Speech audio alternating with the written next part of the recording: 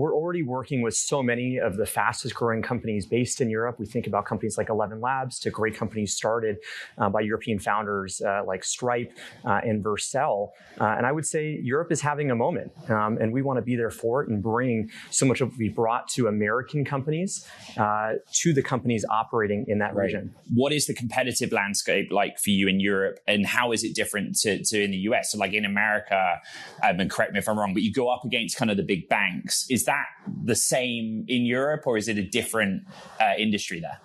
In many ways, it's very consistent. I would say whether it's the US or even in Europe, classically, if you were a bank, you were able to move money. And if you weren't, you could sell weird aftermarket software to do your expenses or pay your bills or things like that. And the result was probably what most people still feel of, 1 hour a month, you have the worst hour, slowly doing your expenses across different systems. And part of what we proved out in the US is it doesn't have to be so hard.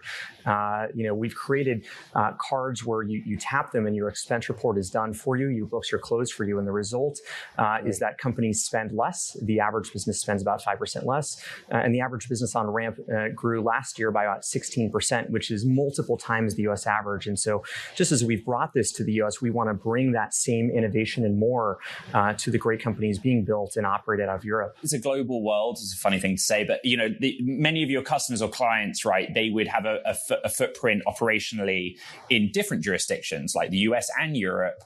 And, is this kind of therefore about like the multinational client that you're trying to go after?